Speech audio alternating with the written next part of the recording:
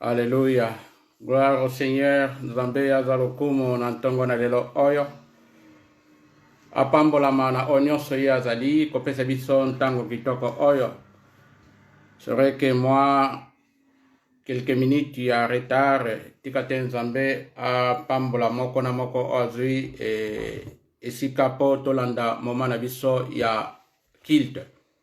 Nzambe azwa nkembo na nyonso lolenge touti komona susu ntongo na lelo oyo eza vraiment ngolu monene tozwi epai na ye parce que ezali lipamboli ezali grâce pe miséricorde na ye komona lisusu moko na lelo oyo tika te na mabota nyonso bisika tozwami tozwa lisusu attitude ya koyeba na kokumisa Nzambe. Je crois que yo ozali déjà préparé na banzi ndeko moko azali nanu connecté te ozali koba na ko sala déjà partage po bandeko o mususu bazana na connecté te tozana bango elongo tikate Nzambe na lola amona yo tikate Nzambe na lola apambola bomoi na yo tikate Nzambe na lola abakisa ebele na oyo nyonso ezali koluka yo liboso na nkolo.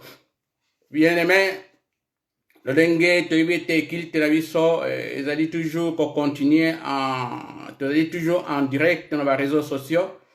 Pour la raison, que premièrement, tozali en confinement et deuxièmement, système oyo vraiment pour atteindre aussi un plus grand nombre ya batuto bande comme susu oyo baza lisusu longo na biso te baza bisika mosusu bakoka komona biso tozana bango et longo tozana bango lisanga. Et je crois que raison il y a continuité, il y a réseaux sociaux qu'on a continué même après confinement. Parce que les moyens aussi pour atteindre ndenge na uti kotali sakat na biso na bandeko oyo bazaka na mposa ya kolanda biso tikate Nzambe na lola akumisama na nyonso Nzambe na lola asanzolama tozali kona kotonda Nzambe epai wapi ozwami yo epai wapi tozwami tokobana kokumisa Nzambe po na kobana kofongola mayanga na biso na ntongo na lelo elongo tozali communier elongo tozali ensemble epai ezali yo bondela totika moma oyo commencement ya kilte na biso na maboko na Nzambe tobondeli elongo yawe Nzambe papa mokonzi Nzambe nkona bilaka merci lisusu mpona mokona lelo oyo Nzambe lili pamboli monene Nzambe kozwa epana yo nkolo kumbamba na yo mo santo na Israel sanzulama na yo paske ozali malamu Yahweh Nzambe, merci lisusu pour un moment précieux au accordé biso Yahweh Nzambe parce que comme on a ngonga o Yahweh Nzambe pe mokolo oyo ezali ngolo Yahweh Nzambe tozui e paina yo merci parce que Yahweh Nzambe tozali meilleur te Nzambe koleka ba oyo ba moni mokolo oyo te Nzambe parce que Nzambe selon plan na yo Nzambe yo obongisa ki yango Nzambe afin que to jouir afin que to mona ntango o Yahweh Nzambe mais na nyonso nkolo yo zali koleka ko tirer gloire Nzambe kat na bomo ya ba o nyonso nkolo to moni mokolo oyo tikate Yahweh Nzambe mama oli susu Yahweh Nzambe ya mayanga nito tiki na maboko no Yahweh Nzambe mosungi na nyonso mabateli na nyonso zwa nkembo Yahweh Nzambe parce que biso expression Nzambe biso tozali ezali expression na yo nkolo soki biso tozali na bomo parce qu'il y a un Dieu au azana bomo merci nkolo tongo oyo nkolo tikate masanzoli ezonga suna kiti na bokonzi na yo tikate masanzoli ezonga Nzambe likolo la mboka na yo na oyo Nzambe yo zali pe na onyoso nkolo zali kosala kati na biso merci Yahweh Nzambe na ebite mama o lisusu Yahweh Nzambe lolenge makomeza ikotelisa biso esika mibale misato basangani na nkombo no zali kati na bango Yahweh Nzambe Yahweh Nzambe lisanga oyo ezali plus Yahweh Nzambe na bandeko nyonso bazali connecté Yahweh Nzambe tozali na bango elongo toyebite mokonzi Nzambe ozali kati na biso Nzambe esika yo ozali Nzambe esika kimia ezali esika yo Nzambe ezali esika liberté ezali Yahweh Nzambe esika yo ozali esika mapamboli ezali tikate Yahweh Nzambe moto moko apambola malisusu na moko na lelo oyo Yahweh Nzambe tikate ba oyo nyonso nkolo bazali Nzambe na ba problème Nzambe sur le plan Nzambe ya santé Yahweh Nzambe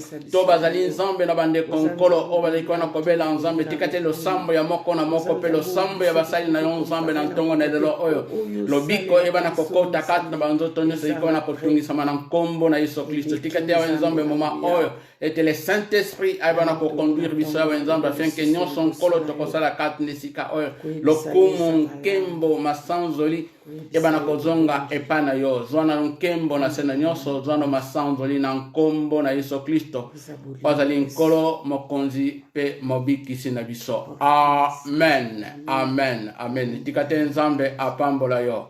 Gloire au Seigneur. Il est bon de louer Dieu. Alléluia. Il est bon de louer Dieu. Alléluia. Il est bon de louer Dieu. Alléluia. Oh, louons-le. Alléluia. Louons-le. Alléluia. Il est bon de lever Dieu. Alléluia. Il est bon de lever Dieu. Alléluia. Il est bon de lever Dieu. Alléluia. Oh, élevons-le. Alléluia. Élevons-le. Alléluia. Hosanna, Il est bon de louer Dieu. Alléluia. Oh, louons-le. Alléluia. Louons-le. Alléluia. Hosanna, Il est bon de louer Dieu. Oh, Alléluia. louons-le. Alléluia. Louons-le. Alléluia. Ta paix s'élèvera. Alléluia. Quand les vases soufflera. Alléluia. Est-ce que tu as besoin de paniquer? Oh, Alléluia. il y a un Dieu. Oh, Alléluia. invoque-le. Oh. Alléluia. Est-ce que tu as besoin de paniquer? Oh, Alléluia. ton Dieu est là. Alléluia. Invoque-le. Alléluia. Hosanna, Il est bon de louer Dieu. Oh, Alléluia. louons-le. Alléluia. Louons-le. Alléluia. Hosanna, Il est bon de louer Dieu. Oh, Alléluia. louons-le. Alléluia. Louons-le. Alléluia. Si ton mari t'abandonne, Alléluia. même si ta belle famille ne veut plus de toi, Alléluia. est-ce que tu as besoin de féticher? Oh, Alléluia. il y a un Dieu. Oh, Alléluia. invoque-le. Oh, Alléluia. est-ce que tu as besoin de féticher? Oh, Alléluia. ton Dieu est là. Alléluia. Invoque-le. Alléluia. Hosanna, Il est bon de louer Dieu. Oh, Alléluia. louons-le. Alléluia. Louons-le. Alléluia. Hosanna, Il est bon de louer Dieu. Oh, Alléluia. louons-le. Alléluia. Louons-le. Alléluia. Si tu as besoin de mariage, Alléluia. même si l'âge est avancé, Alléluia. est-ce que tu as besoin de paniquer? Oh, Alléluia. il y a un Dieu. Alléluia. Invoque-le. Alléluia. Est-ce que tu as besoin de paniquer? Oh, Alléluia. ton Dieu est là. Alléluia. Invoque-le. Alléluia. Hosanna, il est bon de louer Dieu. Alléluia. Oh, louons-le. Alléluia. Louons-le. Alléluia. Hosanna, il est bon de louer Dieu. Oh, louons-le.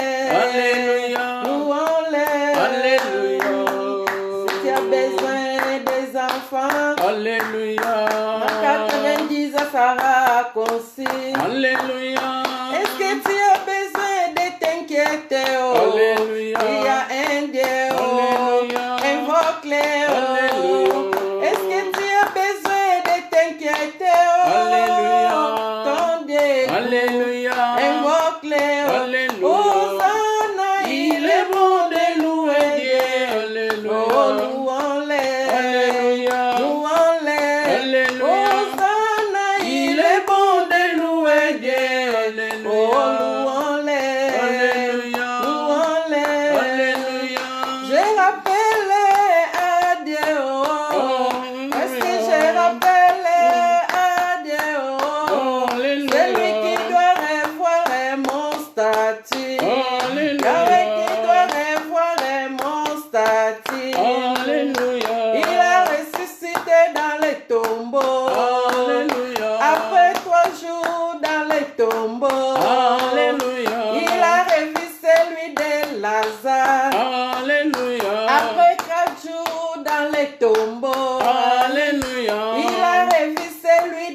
Sarah. Alléluia. Après 7 ans dans la stérilité, Alléluia. il a un fils, Isaac. Alléluia. Rappelé à Dieu. Alléluia. Est-ce que j'ai rappelé à Dieu? Celui qui doit revoir mon statut. Celui qui doit revoir mon statut. Alléluia. Je n'ai pas dit ma sœur. Alléluia. Je n'ai pas dit mon frère.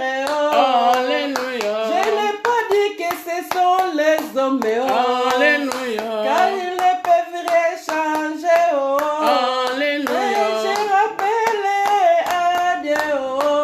Alléluia. Est-ce que j'ai rappelé à Dieu? Alléluia. Celui qui doit revoir mon statut. Celui qui doit revoir mon statut. Bien-aimé, chante Alléluia.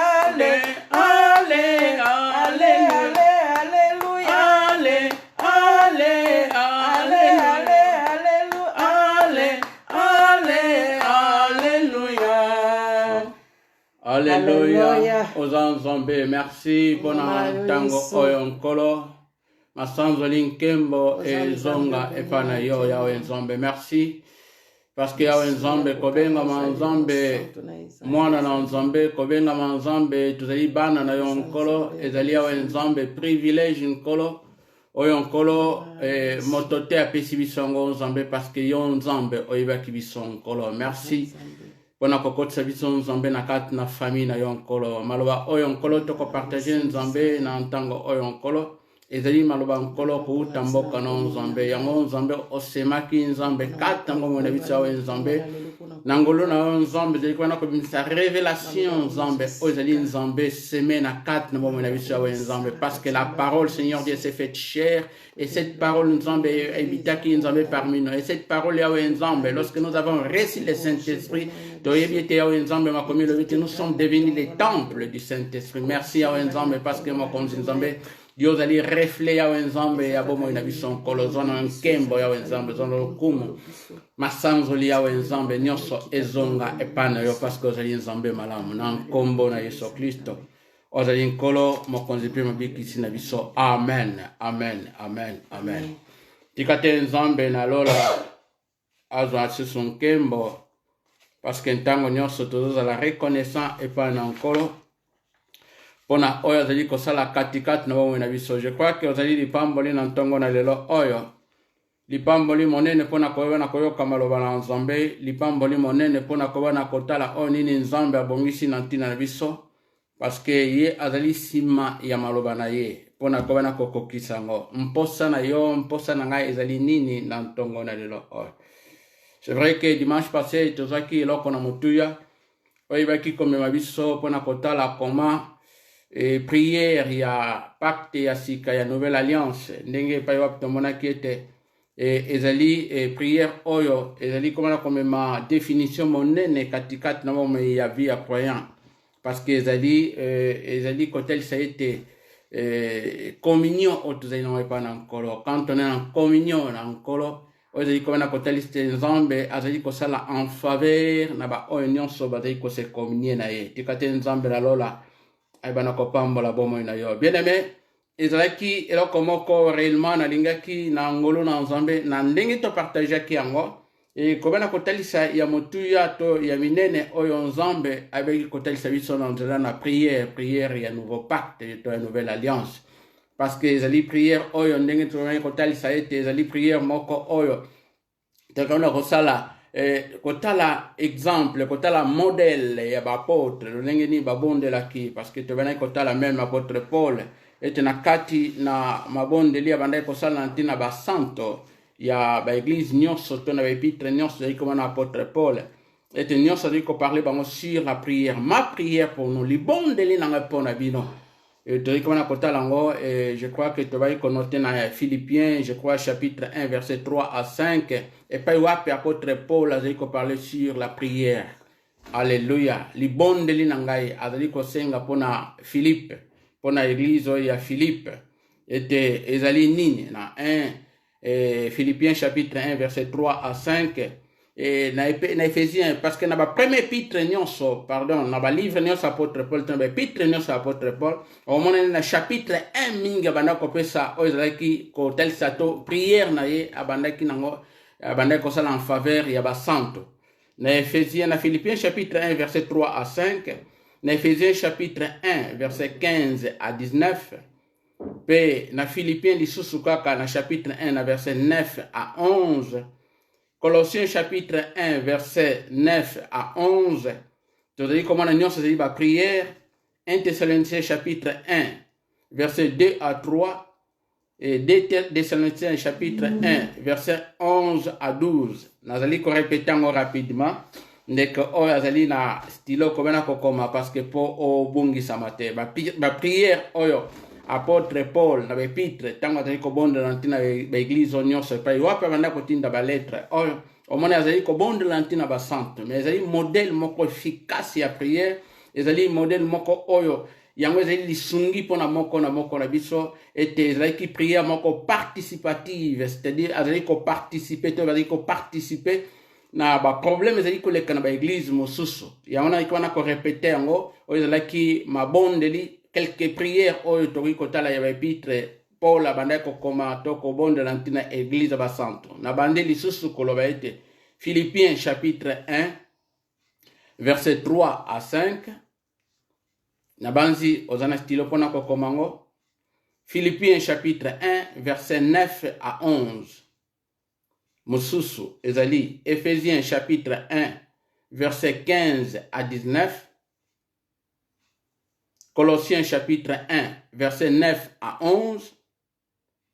1 Thessaloniciens chapitre 1, verset 2 à 3. 2 Thessaloniciens chapitre 1, verset 11 à 12. Ce qu'aujourd'hui, dans l'épître mosusu to na évangile, on appelle prière et qui évoluer. Donc, les qui sont des prières, qui na évangile avant la croix, mais après la croix, et comment qui prière moi que plus participative et que les nécessité parce que prière tu dis qu'on comprendre les tu dis qu'on va être les questions il y a conviction moto azana dialogue intimité dans Nzambe azali na communion dans Nzambe azali ko pesa expression moko na carte na mabonde les expression na azali expression moko na route ko tel ça a été ezalaki expression moko de joie donc tant que tu dis qu'on de la azali ko se relaxer liboso na Nzambe mutai ko na ko bonde la azali ko zwa kimia même na kat na malobane na libonde li tango azali ko bonde la en faveur tango azali ko bonde la ntina ba problème ba nécessité abato mais plus c'est là qui libonde li moko égoïste te pona ko na ko bonde la pardon en faveur na o ezali ba besoin na ngai to ba besoin na yo plus ezali ba besoin ya église yango na meki ko pesa ba verset oyo kotala comment azali kona kosenga intelligence pe sagesse Nzambe afongola a éliminer bango pour ba comprendre dessin na Nzambe ba comprendre plan na Nzambe na kat na bomo ina bango c'est très important bien aimé na ba verset oyo na uti ko pesa biso alors lelo oyo to ko partager eloko moko ya mutu ya lisusu oyo Nzambe a kat na motema nanga afin que to partager ton a partager na libota ya bana na Nzambe eza ba verset lisusu oyo tokobana kokoma mais tokobana ko étudier ngo to comprendre na mozindo Nzambe na biso alingi nini azali kotelisa biso toujours nini donc na hébreu tokotala na hébreu chapitre 2 esika tokotanga makomi na Nzambe hébreu chapitre 2 tokobanda na premier verset qui na suka c'est-à-dire na verset 18 na kotanga ngo rapide mais la question de tant que kopesa ba verset ba chapitre ezali pona moto azwa peta na ndako après ya ko méditer parce que tozali na 24 heures na journée et tozali na ba heure ebele oyo toki ko étudier parole de Dieu vraiment hébreu chapitre 2 premier verset on a 18e verset. Qu'est-ce que j'ai dit? Oui, 18e verset. Et si kawapi, tokobana kotanga. Rapidement. Tanga elongo nangai. C'est pourquoi nous devons d'autant plus nous attacher aux choses que nous avons entendues, de peur que nous soyons emportés loin d'elles. Car si la parole annoncée par des anges a eu son effet, et si toute transgression et toute désobéissance a reçu une juste rétribution, comment échapperons-nous en négligeant un si grand salut qui annoncé d'abord par le Seigneur, nous a été confirmé par ceux qui l'ont entendu, Dieu appuyant leur témoignage par des signes, des prodiges et divers miracles par les dons du Saint-Esprit, distribués selon sa volonté. En effet, ce n'est pas à des anges que Dieu a soumis le monde à venir dont nous parlons. Or, quelqu'un a rendu quelque part ce témoignage. Qu'est-ce que l'homme pour que tu te souviennes de lui? Ou le Fils de l'homme pour que tu prennes soin de lui?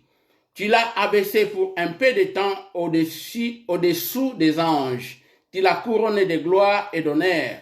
Tu as mis toutes choses sous ses pieds. En effet, en lui soumettant toutes choses, Dieu n'a rien laissé qui ne lui fût soumis. Cependant, nous ne voyons pas encore maintenant que toutes choses lui soient soumises. Mais celui qui a été abaissé pour un peu de temps au-dessus des anges, Jésus, nous le voyons couronné de gloire et d'honneur à cause de la mort qu'il a soufferte afin que par la grâce de Dieu, il souffrit la mort pour tous. Il convenait en effet que celui pour qui et par qui sont toutes les choses et qui voulait conduire à la gloire beaucoup de fils éleva à la perfection par les souffrances et les princes de leur salut. Car celui qui sanctifie et ceux qui sont sanctifiés sont tous ici d'un seul. C'est pourquoi il n'a pas honte de les appeler frères. Lui, lorsqu'il dit « J'annoncerai ton nom à mes frères, je te célébrerai au milieu de l'assemblée. Et encore, je me confierai en toi. Et encore, me voici, moi et les enfants que Dieu m'a donnés. Ainsi donc, puisque les enfants participent au sang et à la chair, il y a également participé lui-même, afin que par la mort, il anéantit celui qui a la puissance de la mort, c'est-à-dire les diables, et qu'il délivra tous ceux qui, par crainte de la mort, étaient toute leur vie retenus dans la servitude. Car assurément, ce n'est pas à des anges qu'il vient en aide, mais c'est à la postérité d'Abraham. En conséquence, il a dû être rendu semblable à toutes choses à ses frères afin qu'il fût un souverain sacrificateur miséricordieux et fidèle dans le service de Dieu pour faire l'expiation des péchés du peuple. Car, ayant été tenté lui-même dans ce qu'il a souffert, il peut secourir ceux qui sont tentés. Amen, amen, amen. Tikate nzambe na lola apambola bomoi na yo na ngolu o apesi biso po te bana kozwa lisusu moma ya kobana kolanda ma tei oyo. C'est vrai, na miekaki ko intitulé na pesaki thème na prédication to na mateya lelo oyo na banzi ba oba kokaki komona wana bande na affiche kuna. Pourquoi sommes-nous sur la terre? Pona nini tozali na mabele? Ezali thème oyo ezali na texte moko interrogative. Pourquoi sommes-nous sur la terre? Pourquoi tozali na mabele oyo? Et nameka kopesa si sous-thème, d'où venons-nous et où allons-nous? Toutaki wapi pe tozokende wapi? Yango natiaki na sous-thème. Toutaki wapi? D'où venons-nous et où allons-nous? Tozali kokende wapi? Bien-aimé, je crois ezali bateme moko pona yebana ko attirer moto moko na ntongo na lelo oyo. Na sena maloba oto tangi nalingaki o tokende na mozindo ya compréhension parce que ezali eloko moko très important oyo tolingi komona katikati nesika oyo. Pona nini toza na mabele oyo? Soki tokanisi eloko moko passage na biso na se na mabele eza passage moko transitoire, ezali passage moko ezali toloba ete tozali ba pèlerin ndenge Bible ezali kobana ko benga biso. tozali baleki nzela, c'est-à-dire toutaki quelque part pe tozokende quelque part. Yango d'où venons-nous? Toutaki wapi pe tozokende wapi? Vie na sena mabele ezali parenthèse. Nabanzi soki balobi parenthèse ezali eloko moko eza na katikati, pensée moko ezalaki liboso pe pensée moko ezo continuer, c'est-à-dire bomo na biso na sena mabele eza na parenthèse. Mais toutaki wapi? Tozokende wapi bien-aimé? Yango pour ça na Nzambe ezali ete to comprendre pourquoi tozali na se na mabele oyo. Ce qui nous doit comprendre vision na yete. Pourquoi Nzambe vision na Nzambe te? Pourquoi Nzambe atiaki na mabele? Nous doit comprendre objectif na yete. Nous doit comprendre ata mukete ozali destin na ye to destiné na ye. Nous doit yebate. Nous doit comprendre le côté. Bien aimé. Pourquoi tozali na se na mabele oyo? Je sais que il y a livre et jeunesse c'est côté le service et là qu'on a mutuya que Nzambe asalaki nyonso et puis na 6e jour aiki kosala moto. Aiki kosala moto Bible le dit selon sa ressemblance, selon image na Nzambe. Alléluia. Amen. Nyonso esalemaki. Mai, banzete, mokili, armée céleste, ba ange, ba salemaki. Mais na kat na création na Nzambe, na esalemaki avant 6e jour esika asalaki moto. Et loko moko te esalemaki na ressemblance pe na image na Nzambe. Ni ba ange. Ba ange ba salemaki te na ressemblance pe na image na Nzambe. Ba ange bazali ba nani, bazali d'abord ba créature na Nzambe, bazali oyo Nzambe asalaki. Mais ce qui te tangi na Hébreu chapitre 1, le dernier verset, ton verset souka, bazali kopé cette définition ba ange, ba le but ce sont des esprits. Oyo Nzambe asalaki pona nini? Pona service ya ba oyo bako hérité sali, ba oyo bako zolobiko. C'est-à-dire ba ange bazana service na biso.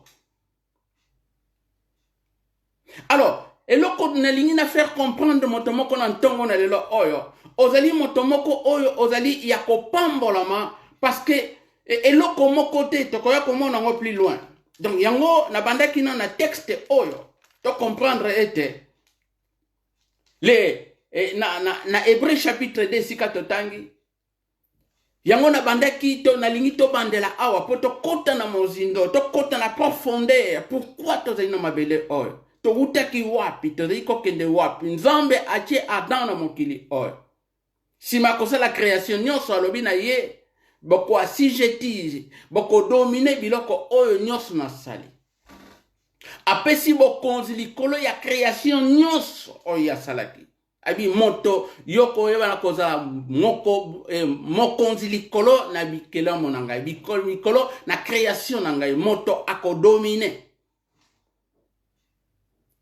Alors, on a l'intention de faire comprendre motomo qu'on entend na lelo bien aimé. Tikate nzamba pambola yo mutodi ko comprendre makambo oyo. Ezali très profond makambo oyo. Ezali motuya bien aimé.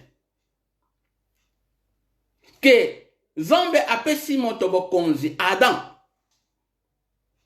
Mais tu as comment moto aiki kobebisa.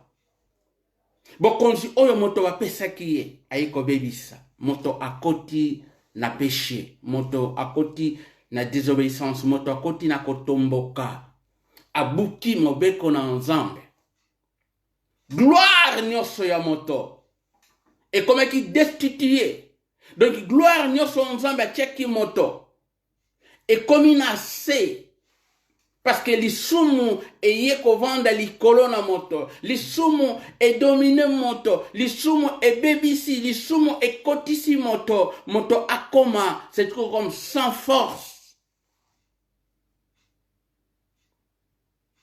Mais tu dois comprendre la création moto. Nzambe asali na création na chapitre 1 pe na chapitre 2 asali moto poto asali moto mabele mais azui mpema na ye souffle de vie atie 4 na moto et l'homme devint une âme vivante moto akomi na mpema moto akomi ko respirer mais nzoto ezali nzoto oyo utaki na mabele. Donc pour dire que nzoto oyo yango te ezali moto moto eutaki mo pepe oyo eutaki pa na ensemble le souffle de vie de Dieu yango ezali kosala moto. Alléluia. Amen. Et yango atiaki 4 na moto na nzoto oyo asalaki na mabele afin que moto avande na mabele afin que moto a demeurer na mabele a gouverner na mabele plan na ensemble ezalaki bongo moto a dominer moto a tikala na mabele moto azala maître na oyo nzambe asalaki. Et tu veux comment ete moto aiko kota na 4 na lisumo tu veux comment ete moto a BBC oyo nzambe apesaki to moni te moto kufa ekoti 4 na moto. Alors ezalaki plan na nzambe te babengi kufa. Alléluia. Ezalaki plan na nzambe te la mort. Plan na nzambe te nzambe lengaki te moto a demeurer éternellement na sena mabele moto a dominer moto a gouverner moto ye azali moto oyo ye azali nkolo to ye moto akamba bikelamu nyonso na nzambe. Mais nalingi na faire comprendre moto moko na tongo na lelo wana Adam abebisaki toyi komona te nzambe na 4 na prédestination na ye parce que ezali hasard te nzambe nyonso abongisaka yango. Adam asalemaki azali figure parce que nzambe toujours azali selon plan na ye ayebi makambo na ye ndenge nini esalemaka politique na nzambe moto akoki ko comprendre yango te tokoki ko comprendre yango te réellement moto ye wana oyo mpema oyo utaki pa na ye yango alobi ete lokola yo oyoki te lokola yo otosi te nazwaki yo na mabele okozonga na mabele. Alléluia. Nzoto oyo ezomaki na mabele na potopoto ezongaki na mabele pe ekufaki molimo oyo utaki epai na ye yango nazali koloba ete moto autaki wapi ntango mosusu yo koki komona ete moto autaki ete ndenge mama na papa botamaki et monde ezali koya kochanger éthique pona ba théorie mosusu ya Darwin toyebi ba théorie mosusu ya bato ba historien ke moto auti na makako moto alingi ko manipuler oyo nzambe asalaki parce que na 4 na nature na bon nzambe asalaki moto afin que moto azala na image na ye azala na ressemblance na ye moto autaki na makako te. Et ba théorie oyo yango ezali ko affaiblir penser na nzambe monde est comme corrompu parce que na ba théorie oyo éthique ezali sous-souté pas na moto parce qu'il y a des 50 ans passés et ba théorie oyo tango bandaki nan ko développer teto ezalaki makasi te ya moto uti na makako moto ezalaki na penser que mutu asalemi na nzambe moto ezalaki moto oyo azali ekelamu na nzambe c'est ainsi que ezalaki na éthique morale katikati na moto moto yebaki kosala mabe moto ezalaki na penser pona kolobete non moto oyo to image na ziko mona ezali ekelamu na nzambe na kosala ngo mabe te. Mais depuis que théorie ya mabe ekota yango te kona komona ete partout ba loi ezali kobima avortement boma mutu problème ezate to komona ba biloko mususu ezali kona kokota ba théorie mususu ya clonage c'est-à-dire bazui semence ya mobali ba memi yango na laboratoire kuna po moto abima na kati na semence wana. Donc moto azali soko botama naturel te balingi kosala moto bakolisa moto na kati na laboratoire yango wana moto azali kokoma liboma mpona koloba ete moto akoye kouta na makako donc moto azali na ye tina te. Mais nini natelisa yo bien aimé ke na plan na nzambe ye atiaki moto pe moto azwaka ye na ntina soki yo omonaka ete oza na ntina te me nzambe na lola amonaka ete oza na ntina monene na miso na ye. Alléluia. Bien aimé nalingi na faire comprendre moto moko na ntongo na lelo oyo parce que bolingo na nzambe kati na biso ya des fois to ikona ko bossa to ikona ko bunga to ikona ko comprendre te pourquoi to zanga mabele oyo nasala nini parce que lobi nakozala wapi bien-aimé okozala wapi tokozala wapi lobi toyaki na mabele tokozonga yango toyikomona ete nzambe na plan na ye merveilleux atindi un second Adam. Alléluia. Yesu Christo le second Adam. Le second Adam ayaki Yesu Christo po sala nini po azongisa nkembo oyo moto abungisaki ezonga lisusu na moto. Alléluia. Nkembo ebungaki, nkembo elongwaki na moto. Menanzela na Yesu Kristo, plan na nzambe, haleluya, predestination na nzambe, el kokisami lisusu na moto, moto aye lisusu, akodomine lisusu, nanzela na nani, nanzela na second Adam, o ezali Yesu Kristo. Yango na utiko tel sakat na biso prototype, premier Adam, azali image, ya second Adam, o ezali Yesu Kristo. Les premières choses dans l'ensemble, ce qu'il y a côté, deuxième chose, c'est-à-dire, les premières choses, c'est que Ebebi Sami. Vous voyez comment on a été même ce qui est le temple, il y avait un premier temple. Et ça qui est à Jérusalem, Bisika Kosambe, les Akina Bangomba Korazim, Kuna. Mais le but est, Basambeli na solo bakoza sus na ngomba te, bakoza sus na Jérusalem te, mais Basambeli na solo bakosambe la nzambe na solo mpe na molimo. Yango ezali deuxième temple. To ezali temple oya sika nzambe asali ezali sina Jérusalem te mais ezali yo temple ya Saint-Esprit, c'est-à-dire deuxième oyo nzambe ezali comme na kocha ezali eloko ezali valable. C'est tout comme il y avait un Ancien Testament et Nouveau Testament. Ancien Testament et donc Nouveau Testament il faut compléter Ancien Testament, c'est-à-dire oyo ezali valable pour mon colonel ezali le Nouveau Testament. Ezali la nouvelle alliance, yango ezali valable. Alléluia. Amen. Alors, na lingi na tel selo comme tout ya bien-aimé, ndengi te kona ko yekola kat na sika oyo. Ete moto esengeli to comprendre pourquoi ozana sina mabele, ezali mission. Pourquoi tozali na masina mabele o ezali mission. Ndenge tolobaka ntango nyonso. Na bandeko batiki biso na bapapa, bapara na biso balingami o batiki biso bazali so selongo na biso te. Tolobaka na biso na terme chrétien ke bakeye pa na nkolo. Bazali sus na biso te baza na nkolo. Mais na lingi na tel sayo na ntongo na lelo oyo. Bango baza na nkolo, c'est tout comme biso pe toza na nkolo, toza elongo na bango. Na bazi na lingi na faire comprendre. Mokufi kat na Yesu akufi pe atiki mokili oyo physique, mais aki kopema, aki epai na nkolo. Aza na présence na nkolo. De la même manière biso attaque physiquement toza nano. En attendant toza nano na sena mabele oyo. Mais spirituellement toza elongo na bango. Alléluia. Toza elongo na bango. Parce que muto yambi Yesu Kristo. Poko yamba Yesu Kristo esengeli okufa. Ceux qui na croix ya batu oyo. Toyi komona bakomi rip. Bazayi komona na croix kuna. Rip.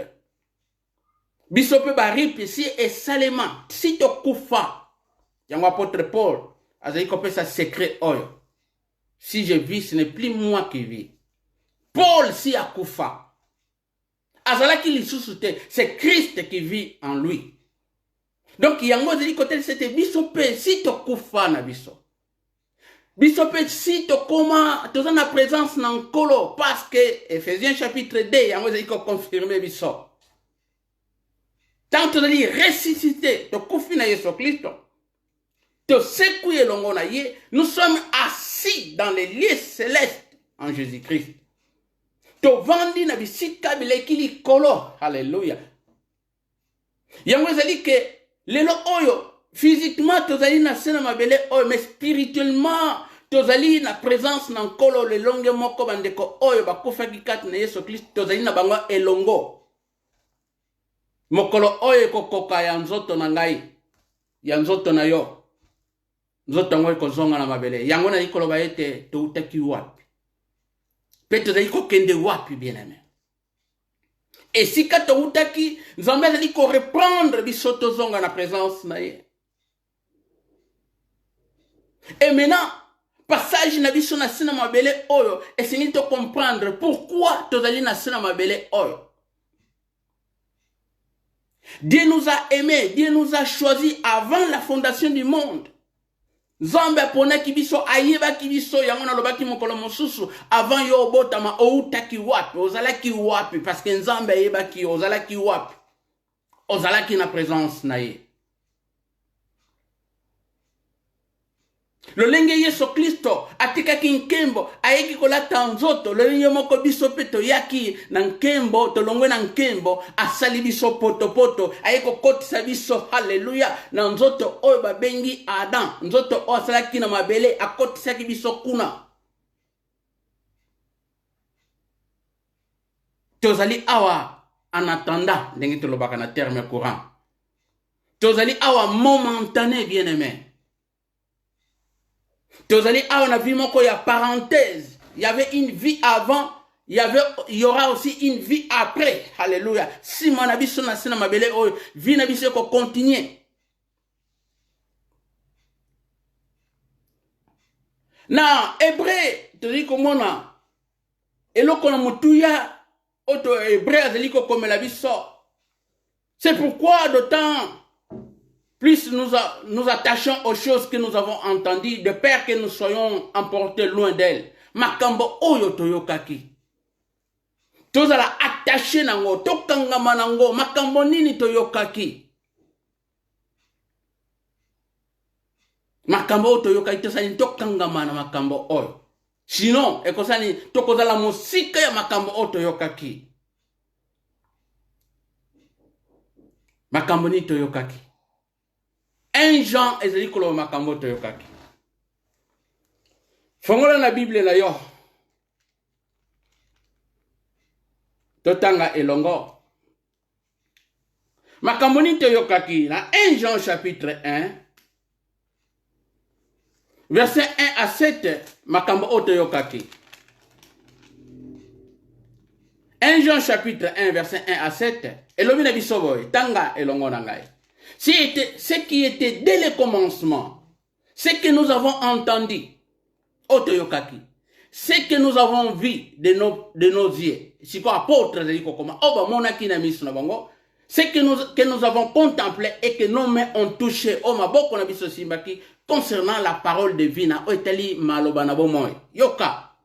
Car la vie a été manifestée et nous l'avons vue et nous l'avons lui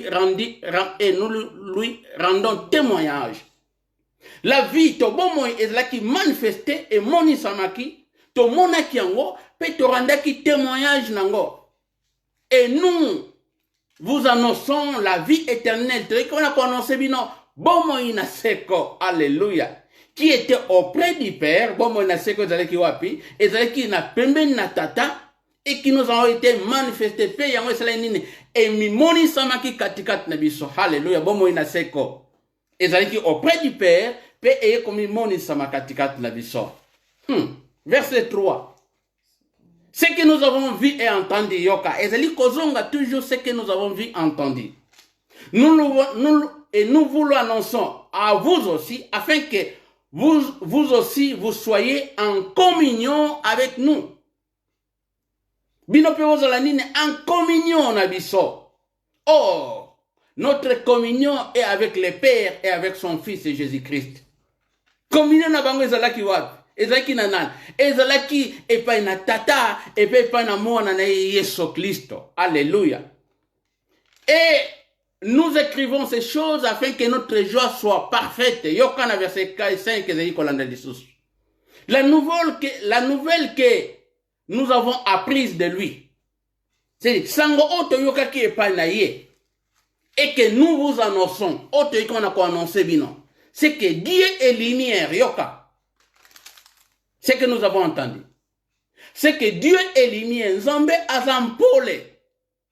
Et il n'y a point en lui de ténèbres. Et pas na ye ténèbres ezali te epai na nzambe molili ezali te.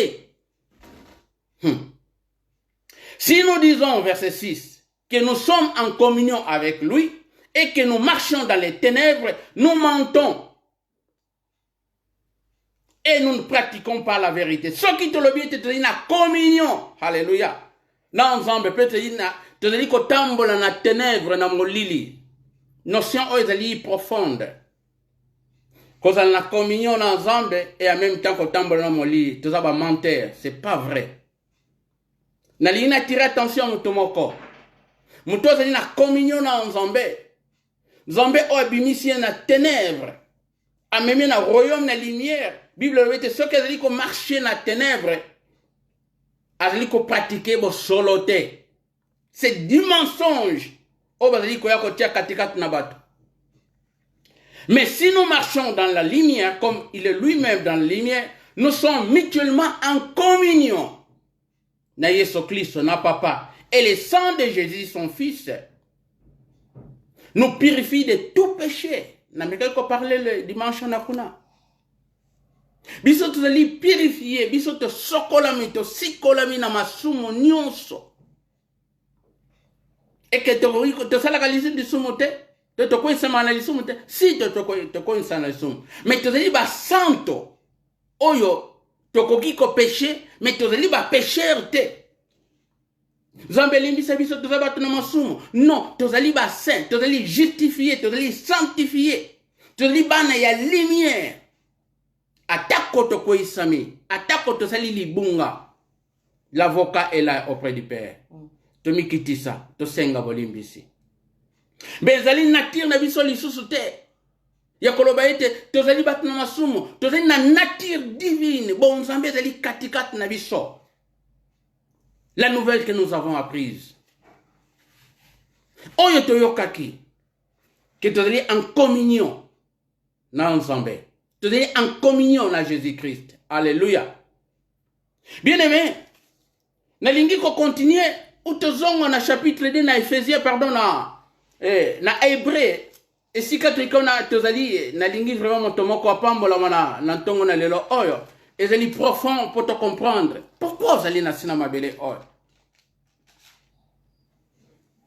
Est-ce que ezali hasard na mabele oyo? Toyaki awa, toyaki kaka pour un jour de kofi na biso lisusu. Apôtre Paul alobi, soki tozali bato motindo ana toliaki, toyaki, tolia tomela. Mais tozali ba misérable. Toyaki kaka, lobi to kofi na biso. Yango nzambe tindelaki biso awa. Toyaki atobotami, tokoli, et tokofi. Mais pourquoi toyaki? Pourquoi tobotamaki? C'est la question qu'il faut poser. Et toutaki wapi bien-aimé. Alléluia. Peut-être qu'il faut kende wapi bien-aimé. Dans verset 2 na Hébreu, car si la parole annoncée par des anges a eu son effet, si toute transgression et toute désobéissance a reçu une juste rétribution, comment échapperons-nous en négligeant un si grand salut qui annoncé d'abord par le Seigneur, nous a été confirmé par ceux qui l'ont entendu.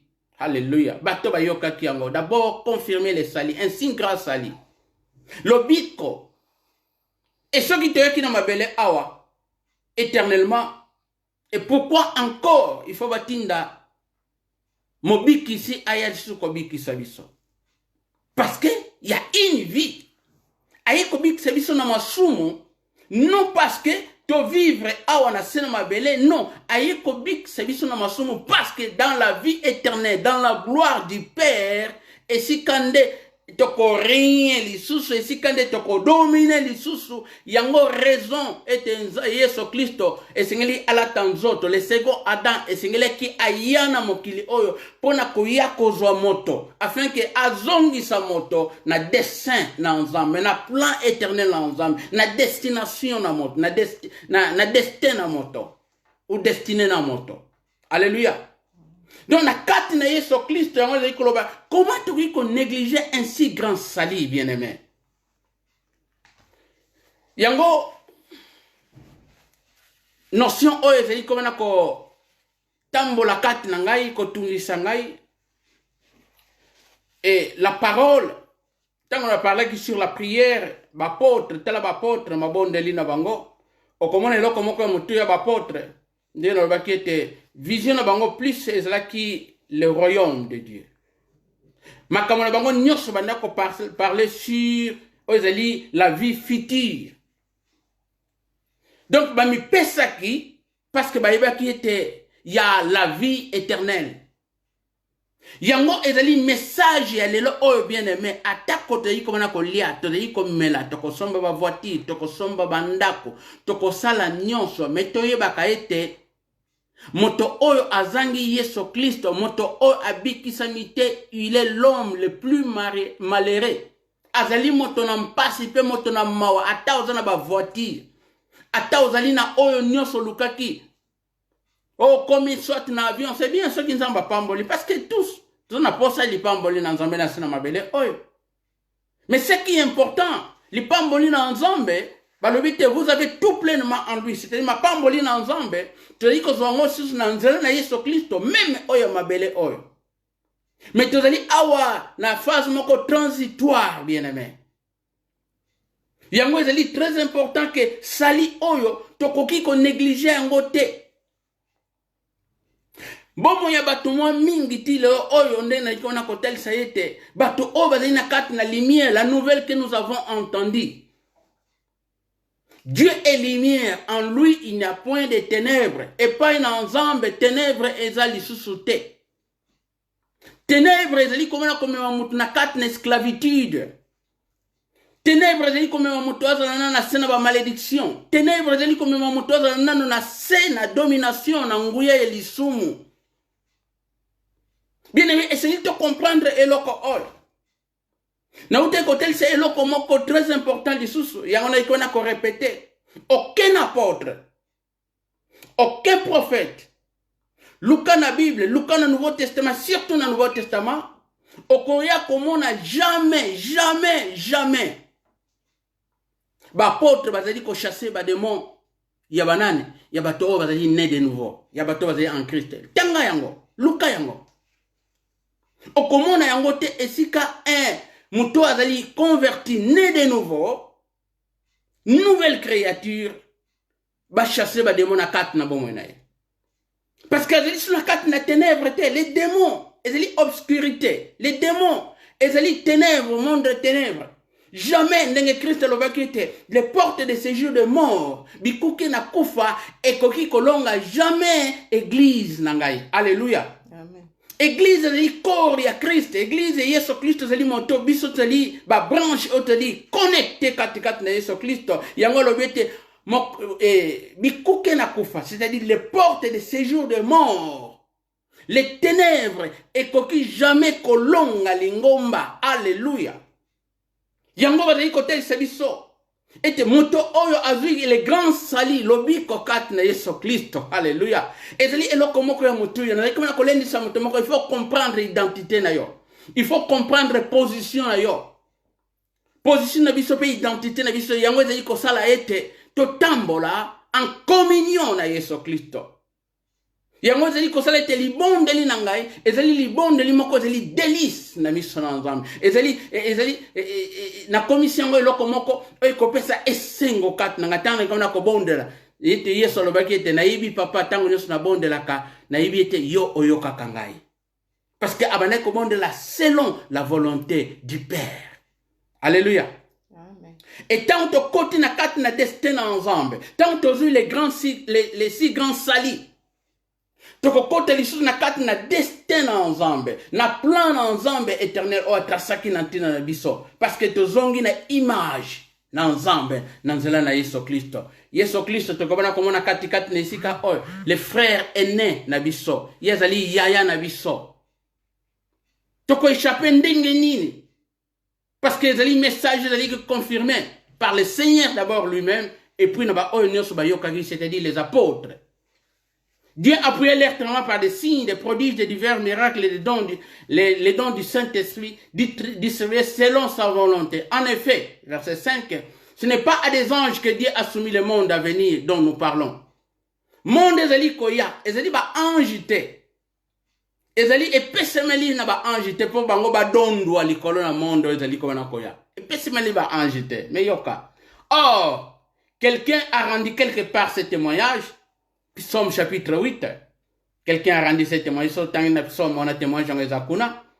Or quelqu'un a rendu quelque part ce témoignage. Qu'est-ce que l'homme pour que tu te souviennes de lui? Ou le fils de l'homme pour que tu prennes soin de lui? Moto azali nani? Po yo obana ko kanisa ye. Moto azali nani? Po ozwa soin na ye, obatela ye, o garder ye. Moto azali nani? Yo comme moto na isa katikati. Qu'est-ce que l'homme? Moto azali nani, bien aimé? Liboso ozali nani? Moto azali nani? Verset 7. Tu l'as abaissé un peu de temps au-dessus des anges. Okitisaki tango moke na seba ange. Tu l'as couronné de gloire. Okitisaki na seba ange. Mais osalinin o couronné na gloire et d'honneur. Tu l'as mis toutes les choses sous ses pieds. En effet, en lui soumettant toutes les choses, Dieu a rien laissé qui ne lui fût soumis. Cependant, nous ne voyons pas encore maintenant toutes les choses lui soient soumises. Abalobi na biso loko na mutuya azwaki nyonso atie na sena makolo na ye. Mpe apesaki makambo nyonso ezo na nini et se soumettre liboso na ye. Nzambe atikaki eloko moko te. Mais makambo nyonso ekokisami nano te. Verset 9. Mais celui qui était abaissé pour un peu de temps, yoka, au-dessus des anges, un peu de temps, bakitisaki ye na se ba ange, en dessous des anges, olikolo ba ange, Jésus, yoka, batangi kombona. Jésus, nous le voyons couronné de gloire. Yeso, tozali kombona isiko, azali na kati na nkembo, azali na kati na honneur, à cause ya nini? À cause ya kufa na ye.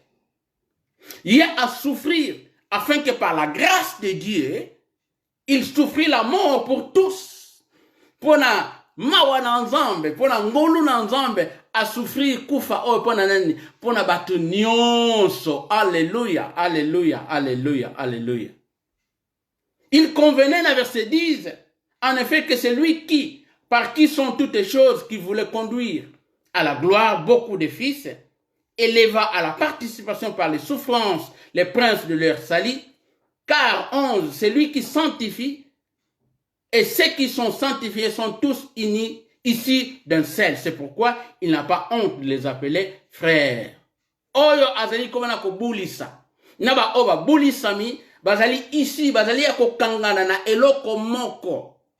Oyo azali ko bulisa yende Yesu Kristo. Naba oyo ba bulisami ba santo, bazali ko kangama na eloko moko. Se na yango Yesu Kristo azali na soni te ya kobenga bango bandeko na ngai, bandeko na ye. Alléluia, tozali bandeko na Yesu Kristo. Quelle grâce. Verset 12.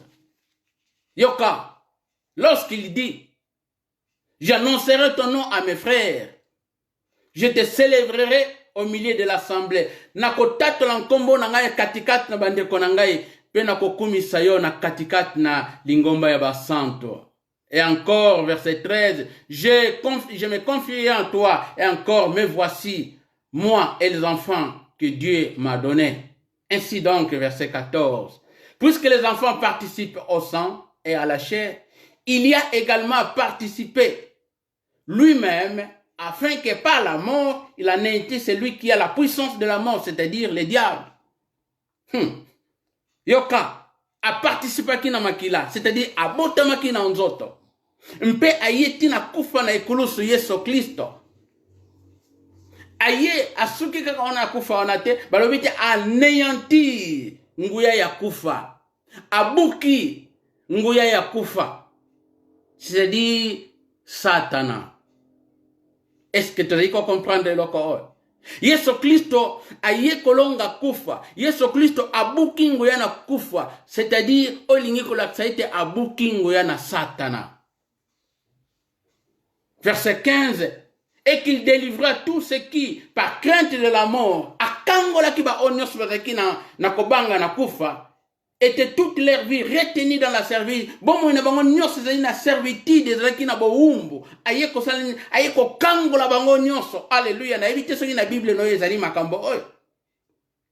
Car assurément ce n'est pas à des anges qu'ils viennent en aide. Ye ayaki na ko sunga ba ange te. Mais c'est à la postérité d'Abraham. Ayaki ko sunga ba ange te. Yoka. Toyebi ke ba ange, il y a deux types de ba ange déchi na ba ange o ya lumière, o bazana service na biso. Ba ange déchi ba o ba tombo ki satana na mampinga na ye na armée na ye na ba démon. Yesu Christ ayaki te po akufa na ntina na ba démon na ntina na satana yela ki bango te. Est-ce que vous comprenez nga eloko oyo? Pona kotel si valeur oyo. Parce que ceux qui bazaki na image na nzambe ba démon, parce que bazaki bazama ange ba utaki bazaki ba création na nzambe. Ceux qui bazaki était bango bazaki ke nzambe bazaki na image na nzambe lingai kotinda Yesu Kristo na bango. Mais ce sont des esprits o asalaki po bazana na service na lokola ba tomboka. Yesu Kristo ayelaki bango te. Mais tala aye pa na ngai moto. Biso nyonso tomboka te. Biso nyonso sala lisumu te. Mais pourquoi Yesu ayiko kufa kaka na ntina na moto? Pour comprendre que moto ozana valeur moko très important. Pe ko comprendre ete moto na tango na nkembo akozala supérieur na ba ange. Alléluia. Parce que biso oyo tokolongwa na sena mabele oyo, biso oyo tolongwe na lolenge musina ko kolobanda ibande. Ba oto longi kufa, ba oyo to na présence na nzambe, ba oto kote na kati na royaume na nzambe. Tu dis qu'on comprendre le moko mutuya. Tu dis au-dessus des anges. Tu dis likolo ya ba ange. Parce que position na biso kuna ezeli position ya fils. Ange moko te nzambe benga qui est fils. Il y avait un seul fils, Yesu Christ. Et par adoption, à côté de na kati na libota na nzambe. Alléluia. To komi bana na nzambe, o komi mwana na nzambe. Soko yambi Yesu Kristo, o komi mwana na nzambe, o koti na kati na famille na nzambe. La postérité d'Adam, d'Abraham. Yangonde nzambe ayaki kotinda alingaki mingi mokili. Na kati na mokili. Satana. Bakoiko za bakobik samate. Bademo bakobik samate. To satana kobik samate. C'est un révolutionnaire à sala kanaye, à sala royaume naye, à sala bokonzi naye. Ye ayeli était parce que ye assez aye ko sala opposition na nzambe bien aimé. Mais yo nzambe alingi akoti sabiso dans son royaume, ya amour ya fils. Akoti sabiso parce que so yambi Yesu Kristo ozana royaume na nzambe. Diangwana verset 17, en conséquence, il a dû être rendu semblable à toutes choses à ses frères, afin qu'il fît un souverain sacrificateur, miséricordieux et fidèle dans le service de Dieu pour faire l'expiation des péchés du peuple. Car, verset 18, ayant été tenté lui-même dans ce qu'il a sauvé, il peut secourir ceux qui sont tentés. Alléluia. Zombe atindi Yesu Kristo. Po ayako siko la biso, akango la biso na lisumu. Et attaque tokoki ko la tenter. Mais tozali na moto o akoki ko secourir biso ezali kaka Yesu Kristo bien aimé. Na lingi ko tel sa moto moko na ntongo na lelo oyo. Il faut comprendre ete vi na biso sa mabele eza parenthèse. Tokotika mabele oyo. Mais ba oba zali déjà kat na Yesu Kristo bazali na kat na royaume. Ba oba yamba Yesu Kristo. Bazali na kat na royaume. Mokili bazali ko benga yo rip. Monde de ténèbres bazali ko benga rip. Parce que monde de ténèbres mo ba ko luka yo ezate. Parce que wona si akufa. Bazali ko luka monde de ténèbres luka bato bazana bon moy. Évangile ezali ko na ko se manifester na ba oyo kufa kat na Yesu Kristo. Alléluia. Ezali loko na mutu ya bien-aimé. Évangile oyo ezali pona ba kufi kat na Yesu Kristo. Bato baza vivant bangonde ba démon bazali ko tungisa. Mais ba kufi demo teli me mutona satana ziko teli me mutona si akufa kat na Yesu Kristo. Ndenge nini na ko posséder lisusu katikati na ye. Impossible. Parce que biso te naître de nouveau. Biso te naître dans le royaume. Biso te vendre na bisika bilekili kolo. Satana soki aye koluka yo akomona yo te. Pourquoi? Parce que yo zali caché kat na Yesu Kristo. Alléluia. Ezali vérité o esengeli moto a comprendre yango. Yo obomba makati na Yesu Kristo. Yo obomba makati na Yesu Kristo. Ténèbres ekoya koluka yo. Et comment on a yoté la nouvelle que nous avons entendue. Dieu est lumière. Ba o bazali na communion, ba o bazali ko tambola longo na ye. Ba ko tambola jamais na ténèbres, ba ko vivre jamais ténèbres katikati na bango. Alléluia. Est-ce que zali na motomo ko zali ko comprendre na ntongo na lelo oyo? Identité no zali wap aussi au bomba makati na Yesu Kristo. Tana biso oyo ezali tamoko ezali éphémère. Ezali tamoko ezali ya moke. Ezali tamoko ezali toriba le 15 là. Mais destination na biso nankembo na tata. Bien aimé, il faut comprendre la vérité oyo. Il faut te comprendre la vérité oyo. Et nzambe na biso comment alingi biso? Nzambe na biso comment alingi kosala ya minene na kati na bomo na biso? Essayez de comprendre eloko oyo, bien-aimé. Aussi okufa kat na Yesu Kristo. Nazali ko répéter aussi okufa kat na Yesu Kristo. Monde à ténèbres tango ekoya ko lukayo ekomona yo te. Monde à ténèbres tango ekomenace yo moyen et ya na nini tout ça parce que si to bima na sena bo umbo wana. C'est-à-dire ba oyo ye a toujours na kat na bo umbo wana ba oyo bazali ba vivant. C'est-à-dire ba vivant o bazali na kat na monde biso to isu na monde te to na monde mais to ya mokili oyo te. To zali justifié, to zali sanctifié par le sang de Jésus. To bomba mi kat na Yesu Kristo position na biso zali position moko oyo zali susu ya monde oyo te. Bien que physiquement bozali komona ngai mais spirituellement ngana vandi na nkembo na tata. Alléluia. Spirituellement yo oyamba Yesu Kristo sali oyo ozali na nkembo na tata. Yango te iko wana koloba to yaki kosala nini na mabele oyo. Mission na biso zali nini na mabele oyo. Ezali ya koluka mbongo ya koluka kotonga bandako. Ezali bandako moko momentané. Ezali mbongo moko pour servir biso na instance na biso wana to zali na sena mabele oyo. Et ko servir biso pour ce temps. Mais yango te zali raison na ensemble, yango te zali volonté na ensemble zali ete la vie éternelle bomo ina seko yo ozwango biso tozwa yango. Alléluia. Ezali ya motuya potoke no kosukisa. Motomoko azali ko pambola malabanzi. Comme na ko comprendre la vérité oyo. Pourquoi tozali na sena mabele oyo? To utaki wapi? Tozo kende wapi? Volonté na ensemble na kati na bomo ezali ni. Oseka mwa moke. Nga na vandi ya mwasi aza na pembeni awa. Toye tobalani. D'abord tobotamaki. Toye kokuta na sena mabele oyo. Tobalani. Tosalivi. Mais lobi. Tokozali susu wate. Est-ce que vous comprenez? Lobi na mwana na yo. Bozala lisusu te. Nasina mabele o. Mais chacun, moko na moko, bazozela biso na nkembo na tata. Mabala ekosila. Kolia ekosila. Nyonso ekosila. Mais o azui lobiko. Yaza moto na esengo. Potosukisa, Romains chapitre 8. Tikate nzambe pambola yo na banzo liko comprendre. Vanda liboso na Bible na ya des fois ozali ko tuna Bible na yo. Sala ba question, makamso ozali ko tanga vie na biso.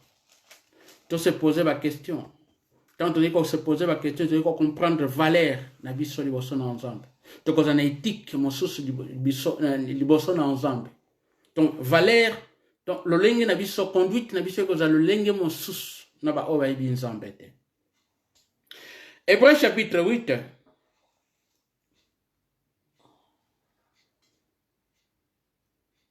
Pardon, qu'est-ce que j'ai dit? Romains chapitre 8. Bolimbi ici, Romains chapitre 8. Tikaten Zambia pambola yo, nabanzi oiza malba moko ya mutuya, oitekwana ko partager les sika oyo. Romains chapitre 8. Tobanda na 28e verset. Ti tokita na 39. Na tangango rapide. Tana bise pusani. Romains chapitre 8, verset 28 à 39. Car ce qu'il a connu d'avance, il les a aussi prédestinés. Banda, pardon, Banda 28 na lobby. Nous savons du reste que toutes les choses concourent au bien de ceux qui aiment Dieu, de ceux qui sont appelés selon son dessein. To serrer texte déjà, verset 1. Nous savons du reste que toutes les choses concourent au bien de ceux qui aiment Dieu, de ceux qui sont appelés selon ses desseins. Au reste, makambo nyonso ezali pona bolamu na ba oyo balingi nzambe na ba oyo asalaki ne abengaki selon plan na ye, selon dessein na ye. Car ce qu'il a connu d'avance, d'avance, il les a aussi prédestinés à être semblables à l'image de son fils, afin que son fils fît le premier-né entre plusieurs frères.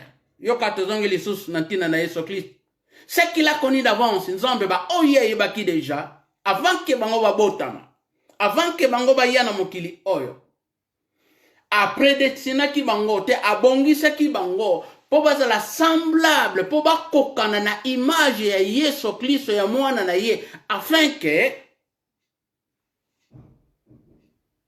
que son fils fît le premier-né entre plusieurs frères. Po te mwana na ye Yesu Kristo, ye azala mwana ya liboso na katikati ya bandeko ba frère na Yohana. Alléluia. Amen. Et ce qu'il a prédestiné, ba oyo ya bongisa ki déjà en avance, il les a aussi appelés à benga ki bango ba oyo ya bongisa ki déjà en avance. Et ce qu'il les a appelés, il les a aussi justifiés. Alléluia. C'est dit, ce qu'on y est katikat na Yesu Christ, il faut comprendre la notion à sali. Prédestination. Tomoni, appelé, simalango, tango oyambi Yesu Christ, ozali justifié. Et ce qu'il a justifié, il les a aussi glorifiés. Alléluia. Ba oya justifié. A salinine a glorifié bango bazali na nkembo. Alléluia, alléluia. Tikate nzambe azolokum. Que dirons-nous donc à l'égard de ces choses? Tokolovani na makambo nyonso oyo. Si Dieu est pour nous, qui sera contre nous? Est-ce que vous comprenez le verset oyo? Soki nzambe azali na ngambo na yo, soki azali pona yo, nani akoki kozala contre yo? Nani? Yoko bandiko tanga. Lui qui n'a point épargné son propre fils, qu'il a livré pour nous, a bomba ki mwana na ete, mais après ça qui est pour nabiso. Comment ne nous donnera-t-il pas aussi toutes choses avec lui? Le lengeni na kopesa biso biloko nyonso te na nzela na Yesu Kristo. Verset 33. Qui accusera les élus de Dieu? C'est Dieu qui justifie. Nani akobana ko akize ko funda bapona mina nzambe? Nani akoki ko pona akoki ko akize ko funda bapona mina nzambe? Soki nzambe ye mutu a justifiaka. Nani? Est-ce que Satana? Est-ce que ba démon? Bango baki ko funda biso. Tozali ba eli de Dieu, tozali ba pona mi a justifier biso. Yoka. Verset 34. Qui les condamnera? Nan mutako condamné bango. Dieu est mort. Bien plus qu'il est ressuscité, il est à la droite de Dieu et il intercède pour nous. Alléluia. Tekate nzambe pambola. On va comprendre loko oy. Nani ako accuser? Ba eli na nzambe. Nzambe nde mutazali ko justifier. Nani mutako condamné bango? soki Yesu Christ akufaki na ntina na bango, asekwi na ntina na bango, azali na droite na tata pona bango, et il intercède pour nous. Aza kuna na droite, azali ko bonde, azali ko intercéder na ntina na yo, na ntina bomo ina biso. Ba vérité on a évité soki yo comprendre kango te. Nanu muto ifo ya kokosa kayo ti lelo oyo. Que yo zali bilakeli mabe, yo zali boye, yo ozali boye. Nanu frère ou sœur, na lingi koloba na yo, nanu o comprendre salite, o nanu biki samate. Na lingi kozongela eloko, nanu biki samite. Parce que ceux qui n'ont pas de maloba na nzamba ko kota na profondeur na ngona liko mona te, il y a beaucoup de gens bazali ko kene na église, bazana mentalité ya temple bakende ke kuna prophète, kuna na temple kuna, na église kuna, bazana mentalité wana. Mais mentalité à royaume nano ekoteli bango te, yango problème eza na kati na bana na nzambe mingi, yango bazali ko yako kosa bana na nzambe mingi. Nano mutako condamner ceux qui yesu akufaki na ntina na biso. Ye asekwi na ntina na biso azali na droite ya na loboko ya mobali na tata pona ko intercéder pona ko bondela na ntina na biso. Verset 35, qui nous séparera de l'amour de Christ? Bolingo na Yesu Christ na mutako kabula biso. Sera-ce la tribulation? Tribulation et kolanda pe kozala. L'angoisse et kozala. Persécution et kozala. Ou la faim, nzala, et kozala. Ou la nudité, kozala bolumbo, et komoni sama, les périls, les paix, kufa, et komoni sama. Tozali exempté te. Pourquoi tu as exempté te? Tokomona ona sekuna. Pourquoi nzambe atie biso na pembeni te akimisa biso na sena babiloko o tribulation, angoisse, persécution. Lokola ye azalaki persécuté, lokola ye alekaki na tribulation, biso pe tokoleka na tribulation, bien aimé, olinga te. Mais tango ozali koleka na tribulation, tango ozali koleka na persécution, ezali nzoto. Alléluia. Ezali nzoto koleka. Yesu alekaki na bonzoto na kati na tribulation, na persécution, na kufa. Biso pe tokoleka. Mais molimo na yo, ndenge nzambe alobaki, simba Job. Mais ko simba molimo na yete. Molimo na yo esika nde bakoki ko simba te. Selon ce qu'il est écrit, verset 36, c'est à cause de toi qu'on nous met à mort tous les jours. Ezali nantina na yo, bazali ko tia biso na kufa, bazali ko boma biso mikolo nyonso, bazali ko boma biso yoka tous les jours on nous met à mort. Ba boma ka biso mikolo nyonso. Babomio lelo, lobi babomio kuna. Sina kufa na ngai kala. Sina kufa na ngai. Yango mutoza ikati na Yesu Kristo, azana bomo ite, si akufa. Nzoto ona bako nyokola ngo bako finga ngo bako nyokola ngo, mais koza la kati na Yesu Kristo zili esengo na bana na nzambe. C'est à cause de toi qu'on nous met à mort tous les jours. Qu'on nous regarde comme des brebis destinées à la boucherie. Bamona kabiso, batala kabiso, ndenge, mpate bazali komema na boucherie, na battoir. Esika ba sasaka, ba papaka, ba ngulu na ba ngombe. Biso tozandengona, ba memaka, tozoleka na boucherie, na battoir, bazali ko papa biso, bazali ko sasa biso. Bazali ko finga biso. Ce qui Yesu Kristo mwana na nzamba finga kie, ba papa kie, ebongo yo, ebongo ngai, ba papa biso te. Mais yango te ko kabula biso na bolingo na nzambe. Et dans verset 37, dans toutes ces choses, nous sommes plus que vainqueurs par celui qui nous a aimés. Alléluia. Na makambo nyonso oyo, tribulation, pasi, nzala, kofinga, Bible le dit, nous sommes plus que vainqueurs. Nous sommes plus que vainqueurs. Est-ce que verset ozo comprendre, non? Amen. Ozali plus que vainqueurs, ozali koleka molongi. Molongi azali nani Yesu Kristo. Ye azali molongi. Mais balobi te ozali koleka molongi, parce que balobi balongi te, nous sommes plus que vainqueurs. Par celui qui nous a aimés. Les vainqueurs, ezali Yesu Kristo na ikulusu. Elonga na ye ekulusu azwaki nini apesi yango na église, apesi yango na église, apesi yango biso elonga na Yesu Kristo. Nous sommes plus que vainqueurs. Na pesa ki image oyo. Hallelujah. Mutu akei ko bunda komba. Nini mwasi na ena bana bazali wana bapesi ceinture en or parce qu'il a gagné combat ya boxe. Azu ceinture wana sali nini apesi Pona honneur apesi yango mwasi na ye. Pona honneur apesi yango mwana na ye. Na kati wana ye alati yango te place na taba apesi ya gagner azwi yango atomboli yango boy. Abengi mwana na ye apesi yango. Lolenge Yesu Kristo asalaki na ntina na biso. Elonga na ekulusu.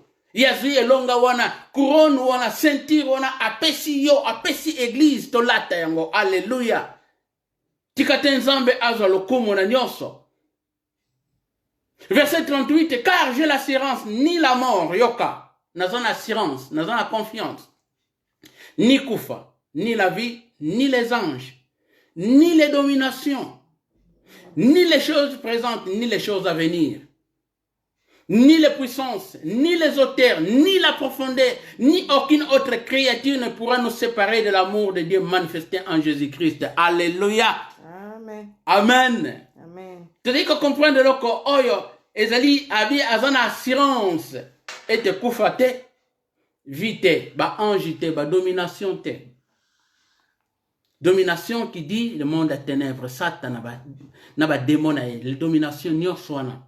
Ni les choses présentes, ni biloko mokili oyo ezali komonsama, ni biloko ezali koya. Ni ba puissance, ni ba ote ba cité nyos, créature nyos oyo nzambe asala. Et là, comme côté, qu'on sépare biso na bolingo na nzambe. Alléluia. Oyo ezali manifester na Yesu Kristo. Tikate nzambe pambola yo bien-aimé. Pourquoi vous allez na sina mabele oyo? Pourquoi vous allez na sina mabele oyo? Voyage moko touristique. Tu as qui tourisme na sina mabele oyo? Tu as qui tourisme na sina mabele oyo? Bien-aimé. On se posait question. Tourisme to yaki au. Ou taki wapi? Peut-être kende wapi? Mais gloire à Dieu. Parce que azongi sibiso na nzela na Yesu Kristo. Alléluia. Apesi biso se image, a couronné biso na gloire, na nkembo. Na poko ne lo o bien-aimé. Na linko tika invitation or. Ce qui nan o comprendre mon zindote. Luka ofu kamanakat nanda kuna yo. Bonde la nzambe. Religion o zeli présenter le lo oyo. Ezali pona komana ko étouffer. Mingi o bazali na communion na nzambe. Mingi o bazali na relation étroite na nzambe. Religion eye na makambo nango, eye ko présenter Satan, eye ko présenter ba démon. Mais biso tozali au-dessus. Bien que nzoto ko souffrir. Mais molimo na biso ezali na nkembo, ezali na présence na nzambe. Biso tozali ba longi. Yo ozali mon longi bien-aimé. Okogiko CDT. La nouvelle oyo yokaki, Dieu est lumière et pas naïe. Ténèbres et zalité. Yo ozali mwana na lumière. Pourquoi na Colossiens chapitre 1 verset 13 balobi na biso. Asali transport, il nous a délivrés de la puissance des ténèbres. Pe a transporté biso. C'est-à-dire alongoli biso na esika moko pe amemi biso na esika mosusu. Tozali sous na ténèbres te, tozali na royaume ya fils, tozali na présence na ensemble, les royaumes de Dieu, ezali déjà 4 na biso, ezali ne 4 na bomo ina yo, ce qui Bible ezali kolobete, nous sommes les temples du Saint-Esprit, donc ezali kotel c'est bokonzi na ensemble, adoration na ensemble, ezali katikati déjà na bomo ina biso. Bien aimé, na lingi ko encourager moto moko ta muso ezali fatigué, ta muso ko maki moto moko déconsidéré, mais na lingi ko tombola yo na ntongo na lelo o tellement miso na yo etomboma epa na nzambe ko adorer ko glorifier parce que bolamo na ye ezangi soka na ntina na biso. Amen. Nzambe azamala mo bien-aimé. Yango oroyi komi kangate. To comprendre volonté na nzambe, vision na nzambe, tena zikoma ko bondela. Na lingina bima directeur, na lingina bima pardon, na bima nazwa licence, nazwa titre ni na kat na mokili o, mais singila comprendre. Titre on ko aider ngai po na ba besoin na ngai na mokili o. Eza bien, eza mabete. Koluka po olesa, eza bien, eza mabete. Nyos do ikoma na koluka. Oyo ozali koluka okoma. Mais oyo yo ozali yango eleki mutuya, ozali nani? Alléluia. Ngana ozali nani yo ozali nani? Identité na biso yango ozali ko déterminer futur na biso. Même na sena mabele oyo, même na le monde à venir. Yango ozali koma na ko déterminer lelo oyo. Ce qui non yamba Yesu Kristo te. Fukama liboso. Yamba pendima musala na ikulusu na Yesu Kristo. esika wapi okomona puissance na nzambe ekobana koagir na kati na bomoi na yo. Yo kozala so moto akobanga te, yo kozala so moto ya dernière classe te, mais okosentir mpe confiance na yo yango ekozala kati na nkolo. Tika te nzambe apambola yo. Ezali na mpasi na motema mpona koloba biloko oyo bana na nzambe mingi bazali kobana kovivre, bazali na kati na confusion. Bana na nzambe bazali koyeba te bazali banani, identité na bango bazali banani, bazali koyeba lisusu te. Bazali kokende pai koto, bisika koto, ake koyoka koto, ake yoka koto. Donc akomi troublé, akomi déséquilibré. Azoko kota mabondeli, akoti mabondeli na lobiete. La prière c'est bon. La prière elle est bonne. Mais ce qui est important, on comprend l'identité na yo ozanani. Ozo bonde la ntina nini. Parce que ba demo bazali koyo ko attaquer yo. Non, et c'est ngil o bonde la comme autorité. Parce que nzambe apesi yo bokonzi. Yo ozali na autorité na kati na yo. Okobonde la sote nzambe yo kelanga ima nzambe wana azali sous na position autorité te. Position mutu moko azali épuisé, déséquilibré. Mais biso dans la position autorité, il faut comprendre l'identité na yo. Position na kati na Yesu Christ. Tokangi miso na biso. Nzambe apambola bomoi na yo, apambola libota na yo. Ndenge na utai kosilisa koloba ete soki nano yamba Yesu Christ te kati na bomoi na yo. C'est le moment. Tango mosusu okotaki na église, okotaki na loyenge, mais oyamba Yesu te, oyebaki Yesu te. Mais sengili oyeba ye sengili azala révéler kati na bomoi na yo. Yoko zala mwana na nzambe ya solo. Pe ko telema na kobanga te. Tokangi miso na biso. Banda komi kanisa ozali nani? Position na yo ezali nini? Nalingi réellement obimana se na religion. Ngana za mutu akotoy, ngana sambela ka kotoy, ngana za mutu mama oyo, nazali mutu papa oyo, naza mutu pasteur oyo.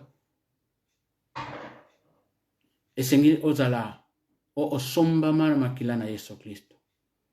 O ozwe assurance ya sali. Okoki ko négliger yango te, tokoki ko négliger yango te. Le sali qui fait tout. Le biko kat na Yesu Kristo zali nyonso kombo na yo komi na buko na bomoi. Yo okufa pe osekwa kat na Kristo bomoi na yo na mokili eza so na ntina te. Bakofinga yo, bakotonga yo, bakoloba mabe na ntina na yo. Mais yo zali kotala toujours ekulusu na Yesu Kristo. Tozali kotala ekulusu na Yesu Kristo ntango nyonso. Po ozala glorifier esengeli opase na sena ikulusu oyo. Oyo lingi kolanda ngai Yesu alobi ete amema ikulusu na ye, il faut passer par la croix. Tozali kona kobondela ntina mabota na biso. Le apôtre Paul na ba prière nyonso asalaki na ba épître. Azali kosenga sagesse, révélation, illumination, pe connaissance et kotakat na mangomba oyo.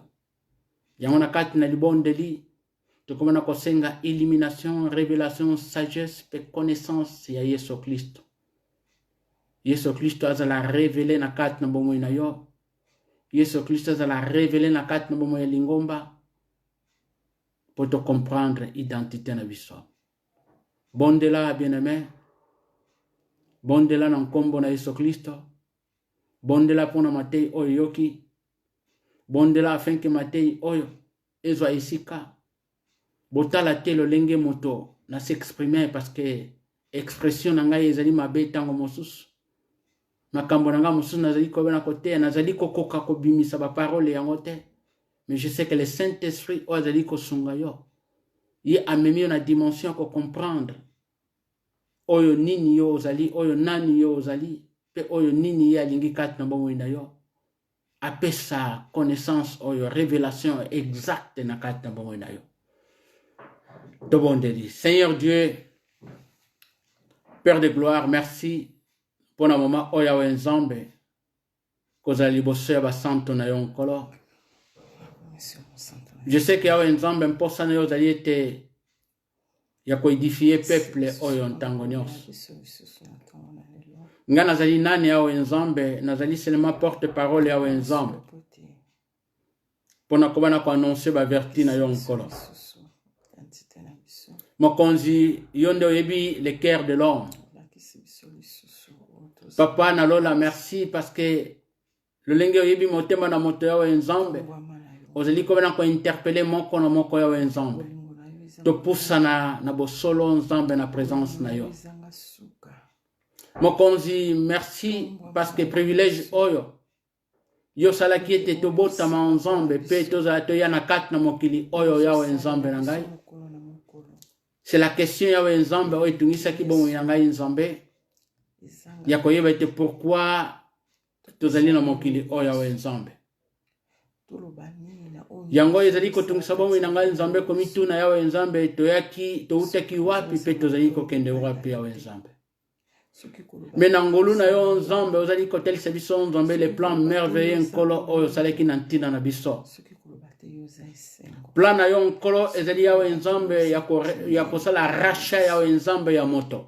Moto oyo abungaki na jardin d'Eden na nzela na Yesu Kristo yawe nzambe. Yo na second Adam oleki lisusu yawe nzambe kosala rédemption rachat na biso. Tobungaki yawe nzambe kasi makila na ntalo oyo ya Yesu Kristo esopanaki po tozwa bomoi na seko. Merci yawe nzambe a partir ya Yesu Kristo tozongi nzambe na destin na yo nzambe. Tozongi yawe nzambe na dessin na yo original yawe nzambe otrasaki na ntina na biso. Merci papa parce que kososola ete nazali na vie moko transitoire yawe nzambe. Nazali en transition yawe nzambe. Mokonzi bomoi na ngai nkolo lolenge mokonzi na utaki na mboka na yo nkolo yawe nzambe tozali kona kozonga lisusu na mboka na yo nkolo. Awa yawe nzambe ezali parenthèse pendant 50 ans, 60 ans, 70 ans ou 100 ans, 120 ans oriko pesa na sena mabele o yawe nzambe ezali parenthèse yawe nzambe. Mais vi na biso nkolo ezali na kati na plan na yo ezali éternel yawe nzambe na kati na royaume na yo nzambe. Merci pour na Yesu Christ afin que biso tokota des gens nzambe na kati na royaume. Nous sommes dans le royaume yawe nzambe. Merci tikate moko na moko yawe nzambe yo o éliminer biso. Hallelujah. Yo ele ba kopesa éclaircissement yawe nzambe na kati na pensée na biso na esprit na biso yawe nzambe to comprendre tozali bana oyo nkolo tozali na kati na bokonzi na yo. Merci papa nkombo na yo ekumisama. Merci papa nkombo na yo esanzolama. Na tiki yawe nzambe reste ntango na maboko na yo nkolo na ikona kotika yawe nzambe ndeko moko na maboko na yawe nzambe. Yawe tikete na mituna oyo utiko tuna ngai nzambe tozali wapi tozali kokende wapi. Tozali kosala nini na mabele oyo yawe nzambe. Mituna mosusu ezali kona koyana bato yawe nzambe na ntina mabota na bango nkolo. Ba oyo ezali kona kobela nzambe. Hallelujah. Muto ezali kona kotuna mpasi oyo kosila mokolo nini. Ndenge Job aliokomaki yawe nzambe alobi ete pourquoi esengeli naleka na mpasi oyo. Job chapitre 7. Pourquoi mpasi oyo? Pourquoi nazali koleka yawe nzambe na minyoko oyo? Moto azali komana kumituna. Mais merci yawe nzambe parce que na ikulusu yawe nzambe esika olobaki Yesu tout est accompli. Olongaki yawe nzambe ngoyo nyonso na sata na elisumu. Olongaki maladi yawe nzambe nango na ebeleli na nkombo na Yesu Kristo. Yawe nzambe sika maladi nini moto moko azali komana kotungisama yawe nzambe na nkombo na Yesu Kristo. Yawe nzambe azolobiko na nkombo na Yesu. Tikati yawe nzambe ba oyo nkolo bazali kona kobelisa na kati na mabota yawe nzambe lobiko komana kokota yawe nzambe na mabota na nkombo na Yesu Kristo. Ozali nzambe merci nkolo. Merci. Tozali ba privilégié yawe nzambe kozala nzambe na kati na libota na merci. Parce que otondisi biso pe olati biso na nkembo oyo kobana komonisa nzambe tango tozala nzambe mokolo yo Kristo kozonga. Merci. Pambola mana yo yawe nzambe kumisama na yawe nzambe na tiki nzambe lingomba na nkolo na maboko no bisika nyoso yawe nzambe balandi nzambe message oyo nkolo pambola bomo ya moko na moko yawe nzambe pambola libota moko na moko yawe nzambe parce que bolingo na nzambe kati na biso eleki ebele yawe nzambe. Hallelujah. Tikate yawe nzambe lokumu masanzoli nyonso ezonge pa na yo na nkombo na Yesu Kristo azali nkolo mokonzi mpe mobikisi na biso. Amen. Amen. Tikate nzambe apambola mabota nyonso bisika ezwami bino. Tikate nzambe atombola. Tikate nzambe apesa makasi na ba oyo bazali fatigué na nkombo na Yesu Kristo. Amen, amen, Amen. amen.